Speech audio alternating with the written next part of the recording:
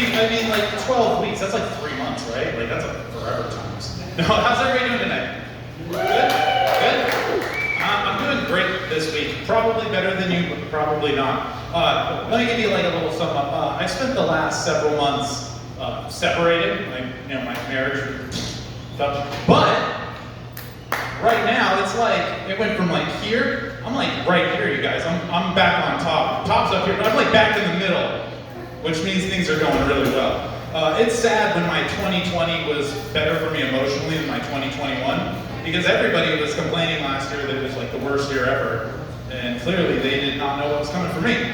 So I have good days and I have like bad days. So an example of a good day would be when I get to come here and be distracted. That's the whole reason I started doing comedy, was because I had a lot of shit going on, and I decided to stick with it because it's a lot of fun. But an example of a bad day would be a while back when I found myself crying watching someone watch Mrs. Doubtfire on YouTube. And I feel like I should break that down a little bit for maximum effect. A 31-year-old supposed adult male, cried uncontrollable tears from my face watching somebody else, a stranger no less, no emotional connection to this person at all, watch the 1993 Robin Williams family comedy classic, Mrs. Doubtfire. Side note, Mrs. Doubtfire was directed by Chris Columbus, and I'm not talking about the 15th century slave trader. I'm talking about the guy who wrote The Gremlins, right? He also directed the first 2 Harry Potter movies, but not the 3rd one on, which is why they feel different, Anybody ever noticed that before, the first Harry? Yep, that shake, Harry Potter fans? Good. All right, I'm glad that one was heard. What I'm trying to get at, this has no connection to why I cried, but I just feel like Chris Columbus is kind of a national treasure, and we should just pretend that Columbus Day is named after him. That'd be for the best. So anyways, back to this whole crying thing. It would be one thing for me to tell you that I cried watching Mrs. Doubtfire. If you've seen the movie, you'd know that the subject matter would be poignant. It's about a man whose marriage is falling apart, and then he dresses up like an old woman to see his kids. I didn't have to do that second part, thankfully, but I definitely experienced the first part.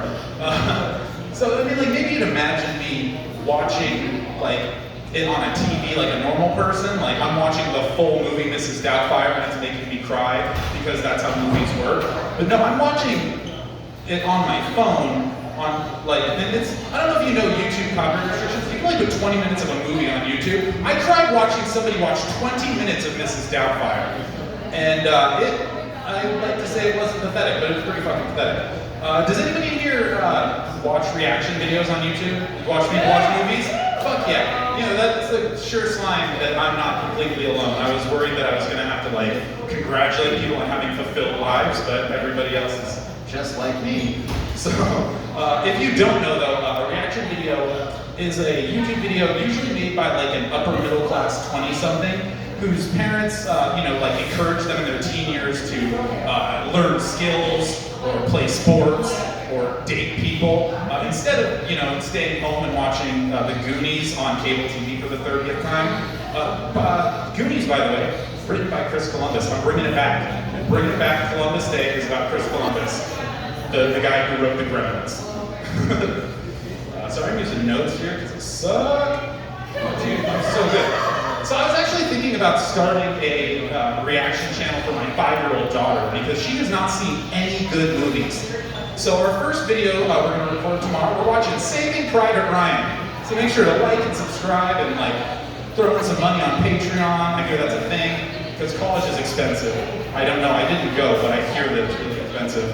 Like I said, I have a 5-year-old daughter and she's been watching a lot of Peppa Pig. I don't know if you know what that is. It's a British children's cartoon about a family of pigs. But it has her speaking with a British accent. I don't know if you guys have heard, this is an actual thing. Kids watch Peppa Pig and then they start talking with English inflection, British English inflections. And it's fucking awesome. It's like the best thing ever. I have a British kid at home. The problem is that now she says the word tomatoes as tomatoes, and I think I'm gonna have to kick her out because if there's one thing jazz music taught me is that if I say tomatoes and you say tomatoes, then we gotta call the whole thing out. Now that joke is based off of a real song, and you probably have heard it. But basically, the premise of the song is that 2 people, this couple, they decide to split up because they pronounce words differently. That's legitimately the basis of the song. But don't worry, they decide to get back together in the end because otherwise, one of them wouldn't be able to order oysters because they clearly pronounce it wrong. And if you're asking me how else would you pronounce oysters, they say in the song, it still doesn't make any sense. And actually, it was perfect timing. I was just, fuck, I had a whole other joke, but that's okay. Can I do my last joke, please? It's my favorite joke. All right, guys, she's gonna make me one more. This is I end with this one because this actually gets laughs unlike anything else I say.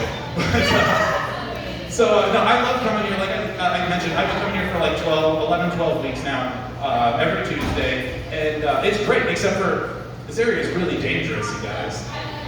It's dangerously attractive around here. Like seriously, I live up north, like 45 minutes. Everybody up there looks like the mutants from The Hills Have Eyes. So like, I like to get out of the hills and come down here. And I come down here and everybody's fucking gorgeous. Like, the employees are beautiful. Everybody out here is beautiful. And maybe not that guy out there. But everybody else is wonderful. There's a shirtless homeless guy that asked me for $1 while I was parking my car. And he was fucking missed, you guys. Like, his cum gutters had cum gutters. This guy had a semen irrigation system operating on his lower torso. And all I had was a $20 bill. I didn't know what to do, so I just gave it to him. And then I sucked his dick. And I know what you guys are thinking. That's way too much. He's homeless. Only one of those things would have done. That's it, guys. Thanks. All right. Whole thing, I gotta do it.